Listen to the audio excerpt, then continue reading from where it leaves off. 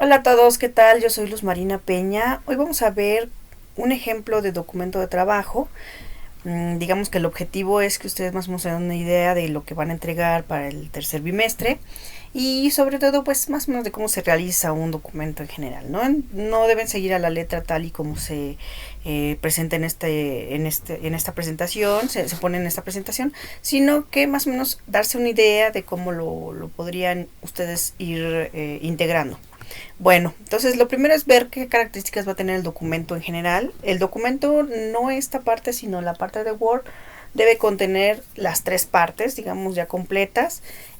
La parte de, bueno, la letra debe ser Arial 12, pero bueno, en este caso puede ser de cualquier tipo porque se va a presentar ya en una PowerPoint.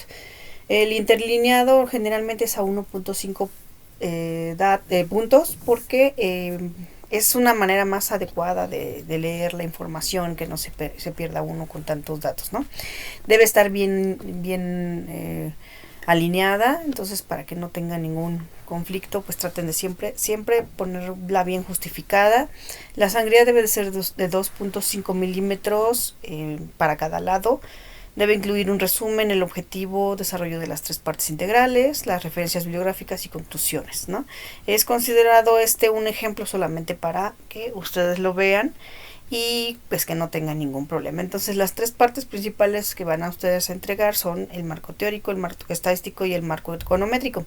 En el marco teórico ustedes ya saben, tienen que presentar todo lo que tiene que ver con los artículos arbitrados, las fuentes bibliográficas primarias, como los libros, ¿no? Algún documento en específico o las fuentes de donde consiguieron los datos, ¿no? O esa información. Por ejemplo, si vieron algún artículo, algún informe que hizo INEGI, ese debe contemplarse y debe siempre reconocérsele al autor digamos, el mérito de ese documento. Luego viene también el marco estadístico, en el cual ustedes van a poner todo lo que tiene que ver con el desarrollo de su serie o lo que quiera que hayan realizado. En este caso puede ser de series de tiempo, puede ser de modelos econométricos, pero el objetivo de esta parte de estadística es que muestren pues más o menos cómo se han comportado los datos, qué les presentó INEGI, qué datos tienen en cuanto a, no sé, estadísticos descriptivos y demás, ¿no? Y finalmente la tercera parte es el modelo econométrico, que bueno, ustedes eligieron qué tipo de modelo iban a presentar. En el caso de series de tiempo, bueno, pues sabemos que harían un análisis de cointegración para el tercer bimestre, pero para los de modelos econométricos, pues ya saben, pueden elegir entre un modelo Probit, Logit, Tobit, uno de regresión lineal simple de bivariado o multivariado, o pueden incluir un modelo tipo panel o un modelo de ecuaciones simultáneas. Bueno, pues el ejemplo viene siendo que pues, fue un trabajo que en algún momento hice, que se refería al transporte público de pasajeros, pero como un diagnóstico empírico sobre la Ciudad de México, ¿no? Entonces ese diagnóstico se hizo sobre el transporte de pasajeros y la infraestructura del transporte de pasajeros en la Ciudad de México del 2008 al 2016, con el objetivo pues de ver cuál era la importancia del transporte de pasajeros público en la productividad, ¿no? Sobre todo porque una de las cosas, uno de los aspectos que más tiempo te llevan durante el día es precisamente el transportarte de un lugar a otro, aunque con la nueva modalidad que tenemos ahorita de trabajar en línea puede reducirse ese conflicto, pero aún así es importante retomarlo porque en algún momento puede ser que volvamos a la normalidad completa, y en ese sentido pues sí sería importante considerar pues la eficiencia y mejorar digamos los tiempos y las distancias de estos transportes, ¿no? Entonces como ver la manera de reducir esa parte. Entonces este es un estudio de caso que se hizo del tipo de transporte como parte del diagnóstico general. Bueno, las partes que están, bueno, pues lo más importante de este documento es que incluye un periodo de 2008 al 2016, aunque en algunos casos se acortó porque no se contaba con toda la información, pero bueno, se fue trabajando. Luego viene el marco teórico, luego viene el marco estadístico y presupuestario, y una parte de modelo econométrico. Digamos, en este documento se incluyó una parte de presupuesto porque, bueno, se consideró que era importante, ¿no? No es que no pueda incluir uno en la parte estadística la parte presupuestal, sino que uno puede decidir. El objetivo es que primero siempre se considere que debe haber una parte estadística y ya si le quieren agregar una parte adicional de presupuesto de cualquier otra cosa, está muy bien. Y bueno, pues en el último, bueno, viene el modelo econométrico y bueno, lo que busca es digamos, definir si de verdad existe o no existe una relación entre las variables del transporte y la productividad, ¿no?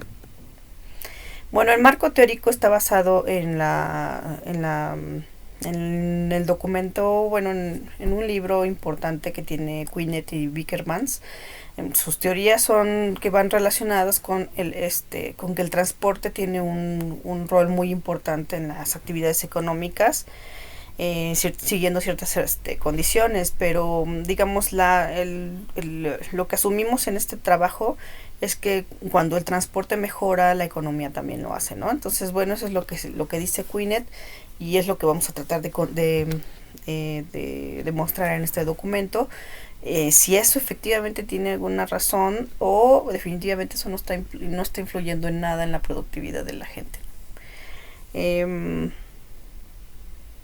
Graham también habla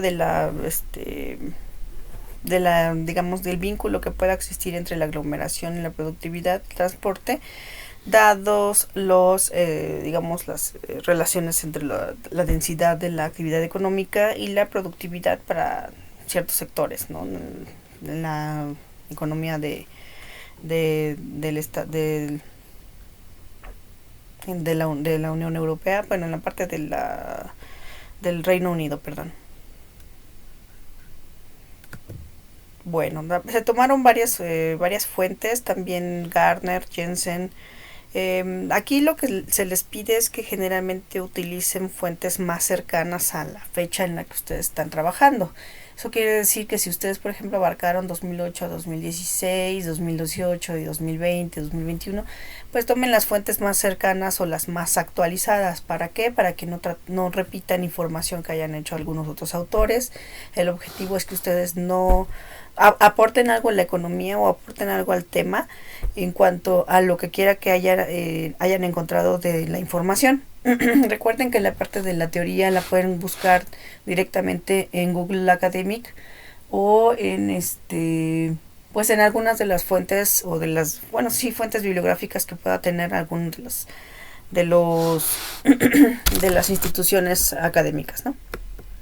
Bueno, las medidas de productividad, digamos, los más importantes fueron Vincent y Quinet, por eso me salté un poco, pero bueno, la relación o la cantidad de referencias bibliográficas pues la definirán ustedes con base a la información que hayan obtenido y la importancia que puedan tener esas fuentes en su trabajo, ¿no? Entonces puede ser que como yo nada más referencien 2 o 3 y no incluyan todas las demás porque a lo mejor no eran tan importantes, o si referencien algunas más pero identificando por qué razón las contemplaron. Bueno, hay varias medidas de productividad que también se incluyen en parte de los artículos que estuve viendo, nada más que esto ya es como un poco más cercano a la práctica. En este sentido, bueno, pues hay varias medidas de medición de la productividad, ¿no? Según Vincent, según la OCDE, según Smith y según el INEGI. Entonces, en el primero, según Vincent, la medida de la cantidad de trabajo, digamos, la medida de productividad es la cantidad de trabajo para la producción, o sea, el tiempo, bueno, más bien la cantidad de horas trabajadas usadas para producir algo y la producción alcanzada, ¿no? Esa es la primera definición que pone Vincent. Y luego viene la OCDE, que mide el PIB sobre la economía, población económicamente activa, o sea, considerando a toda la gente que puede trabajar, aunque no esté trabajando, dividido entre el Producto Interno Bruto. Sin embargo, en esa yo veo una complicación que, bueno, pues sí hay puede ser que la población económicamente activa sea una cierta cantidad y que no toda la población económicamente activa esté realmente trabajando. Entonces no toda la gente que puede trabajar lo está haciendo en ese momento y por ende no están contribuyendo al Producto Interno Bruto. En ese sentido, bueno, esta medida a mí no me parece totalmente adecuada. Sin embargo, dado que no se cuenta con tantos datos sobre transporte, digamos, es una buena medida de todas formas para identificarlo, ¿no? El comportamiento de la productividad. Luego viene Smith, nos dice los bienes, digamos, la producción de bienes y servicios entre pues los recursos utilizados de esos bienes y servicios para realizar esos bienes y servicios. Entonces, esa es otra medida de productividad. La productividad, según Smith, también, pero en la segunda versión, es que todas las ventas, la cantidad de ventas realizadas dividido entre el total de recursos utilizados durante el periodo o durante el proceso de la medición, ¿no? Bueno, luego vienen las medidas de productividad dadas por INEGI. Tiene varias medidas, de hecho presenta toda la información, pero pues también luego suele ser medio confusa, ¿no? Muestra, por ejemplo, la producción de bienes y servicios dividido entre el personal, más el material, más el capital y otros. Esa es como que más o menos la definición completa que ponen ellos. Y luego ponen otra, que es la producción por unidad o las unidades producidas entre la energía usada en la planta. O sea, por ejemplo, si utilizaron las maquinarias, la electricidad y cosas de ese estilo. Pero luego es difícil medirlo porque pues puede ser que de repente utilices más energía de la que realmente se necesitaba para producir cierta cantidad de unidades y a lo mejor hubo un desperdicio, entonces la medición es un poco rara, ¿no? Luego viene más o menos lo que había dicho el autor de la OCDE, bueno, los autores de la OCDE, que se medía en el PIB dividido entre el número de personas, ¿no? Pero en este caso sería per cápita, ¿no? Entonces para hacerlo un poquito más adecuado para lo que quiera que vamos nosotros a realizar, porque lo que nos interesa es la productividad por persona. Bueno, y luego viene otra definición que según INEGI fue la producción en unidades producidas por horas trabajadas. Me parece que esa es la medición más adecuada, sin embargo, a veces no se cuenta con toda la información y eso hace difícil la medición de la productividad. Bueno, entonces aquí vamos a hablar un poquito de la productividad, el ciclo de la productividad, pues ya muchos ya lo conocemos, pero si se trató de poner para que ustedes como que se identificaran con él, porque pues primero viene el crecimiento de la productividad, ¿no? Luego disminuyen los costos de los errores, ¿no? El objetivo es que con el paso del tiempo uno aprenda a hacer las cosas bien y entonces disminuyan esos costos por los errores. Y luego mejora la calidad de los productos y luego incrementa el trabajo, se incrementa las oportunidades de los micros y las micro y pequeñas empresas. Luego la calidad del producto y los precios mejoran y luego vienen los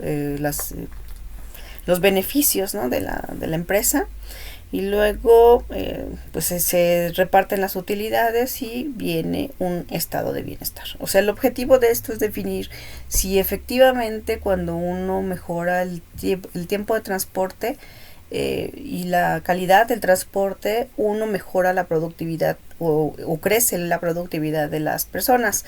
Y cómo se podría al final resumir todo en un beneficio, digamos, de bienestar, una sensación de bienestar, ¿no? De que tú estás cumpliendo, pero también estás tranquilo, pero también estás contento. Bueno, entonces viene la parte de la parte estadística y la presupuestaria del documento. Entonces hablamos un poco primero de la cantidad de personas que tiene cada municipio, o en este caso las alcaldías que se mencionan en la Ciudad de México. Entonces la primera es que pues Iztapalapa es una de las alcaldías más pobladas de toda la ciudad, ¿no? Entonces eso es importante, pero ahorita vamos a ver más adelante que no necesariamente es la más ocupada de trabajo, ¿no? O sea que no la mayor parte de la población está ahí, sino que se transportaron a la parte de la Cuauhtémoc o de la GAM, ¿no? Por ejemplo. Aquí, por ejemplo, ya vemos lo de la población ocupada por entidad. Aquí vemos que Iztapalapa, pues sí es alto, pero pues también tenemos a Cuauhtémoc.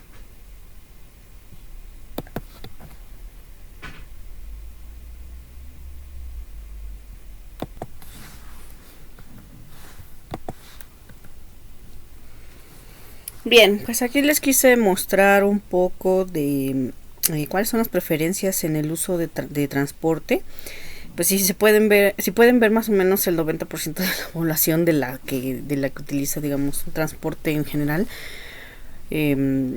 pues se prefiere utilizar su vehículo, ¿no? Un vehículo particular en el que generalmente va solo una persona, no a lo mucho dos, y bueno, que se supone que está hecho para 4 o 5 personas, pero que nada más van una proporción de ese número, ¿no? Entonces, pues aquí pues no se incluyeron, por ejemplo, el Metrobús ni ninguno masivo, pero pues se puede ver que lo preferencial siempre es el particular, después taxis, en algún momento de la situación, ¿no? Que es el del 8.4, y luego viene pues la parte de las combis, los micros, los pickups y los motocicletas, pero digamos la motocicleta va en crecimiento. Eso sí, si ustedes han observado como que durante los últimos periodos o ya los últimos años, que no está incluido en este documento porque pues solamente abarcaba hasta 2018, perdón.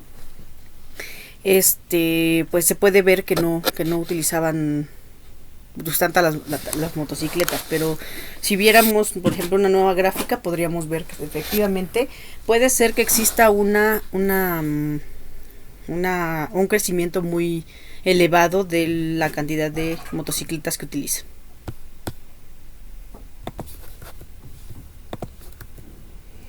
Bueno, aquí podemos ver la clasificación del transporte de pasajeros, que en este caso puede ser, pues más bien es muy clara la tendencia a utilizar el metro, después sigue el suburbano, después sigue el colectivo. Aquí, pues si podemos ver, el Metrobús es poco utilizado, digamos, dada la cantidad de población que se mueve en la Ciudad de México y en la zona metropolitana. Entonces, pues no cubre con todas las necesidades de la población, que no es el objetivo realmente del Metrobús, pero sí, pues digamos, debería ser un transporte bastante complementario, y sin embargo no se está cumpliendo con ese objetivo, ¿no? ¿Por qué? Porque principalmente se puede ver que pues el metro sigue siendo el medio de transporte más utilizado, y porque es más masivo. Entonces acuérdense que lo que les comentaba alguna vez es que pues el metro estuvo hecho para 3 millones de personas y ahorita ya lleva más o menos 5 millones de personas diarias, ¿no? Entonces esa es una gran cantidad de lo que se utiliza, y pues el objetivo debería ser que el Metrobús complementara estas cantidades y no lo sustituyera, sino sirviera de complemento para toda esa población. Sin embargo, por ejemplo, en el transporte de la primera línea del Metrobús, podemos ver que abarcaba casi todo lo que tiene que ver con Nidos Verdes Universidad, aunque lo haga directamente sobre la red de Insurgentes, ¿no? La avenida Insurgentes, pero pues lo que intentaba de alguna manera era sustituir un poco el trabajo que hacía el Metrobús, pero al final no se logró. Pero aún así es importante considerar que la línea 1 es la más representativa, y además la que sí está fungiendo un poco más el objetivo principal de origen de esta línea. Es la más usada, es la más eficiente, es la más digamos la que se lleva menos tiempo en llegar a donde quiera que tengan que ir, y bueno, pues eso ayuda mucho a que se pueda trabajar. Luego viene la productividad en la Ciudad de México, ¿no? Aquí podemos ver que pues, diversos tipos, ¿no? Se mencionó el que tenía como por las trabajadas, por personal ocupado, por remuneraciones reales, por el número de empleados, ¿no? O las horas trabajadas basadas, la productividad basada en las horas trabajadas, o el costo de las unidades trabajadas por las horas trabajadas también. Entonces aquí vemos más o menos que todas las productividades que se utilizan por lo menos en la parte de INEGI, pues tienen la misma tendencia, aunque unas se vean un poco más disparatadas que las otras, todas más o menos empezaron en la misma cantidad y bueno, fueron variando. Digamos, el que tiene LPHW es el de productividad laboral basada en las horas trabajadas. Esa es la que se ha mantenido un poquito más estable. Todas las demás como que se fueron disparatando un poco. La RAREP también es un poco más o menos estable, ¿no? Que es el promedio real de remuneraciones basada en el personal empleado. Entonces esas dos más o menos van relacionadas. Porque pues en una se mide la parte del ingreso y en otra se mide las horas trabajadas en sí. Pero todas las demás presentan ciertas complicaciones en cuanto a sus mediciones, y bueno, pues si se puede ver también, pues la productividad disminuye.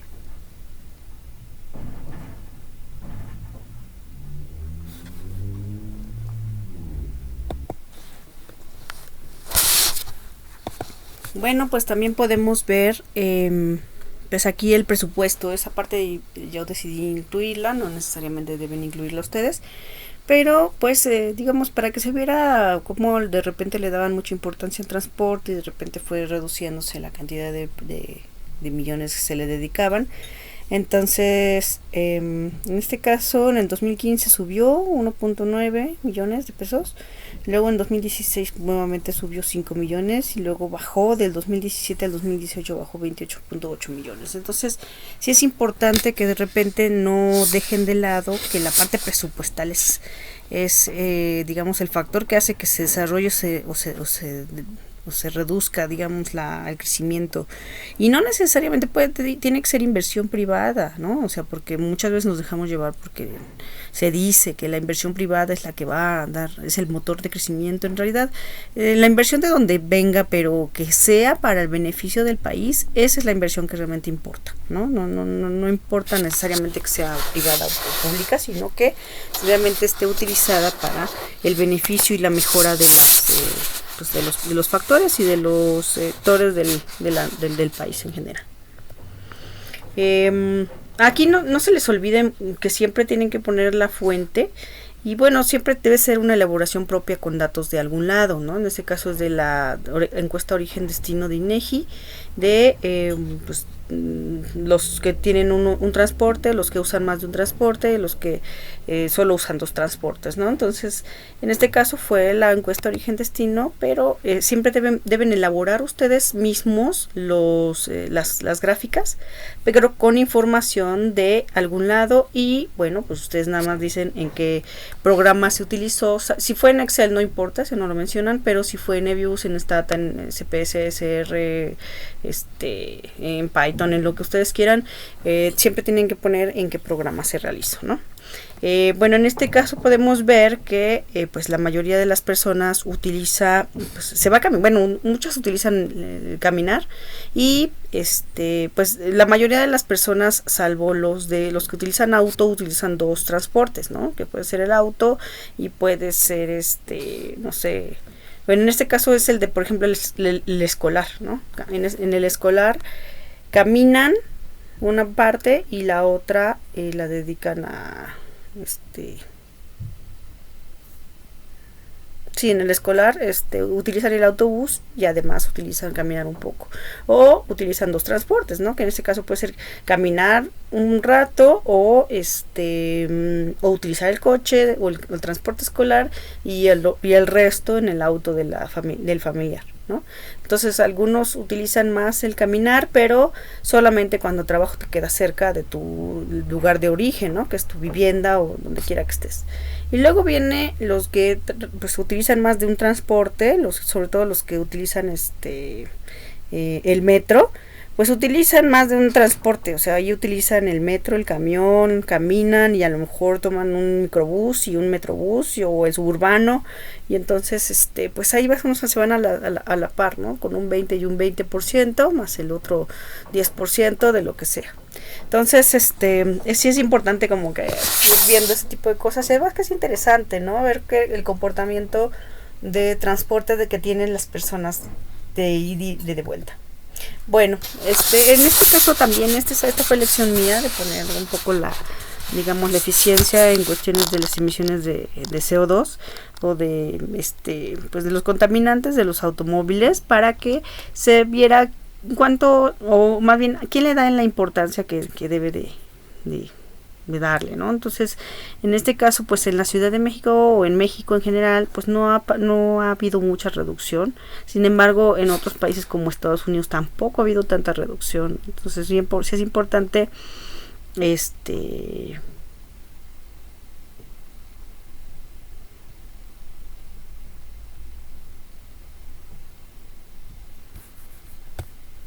tomar en consideración un poco esta parte.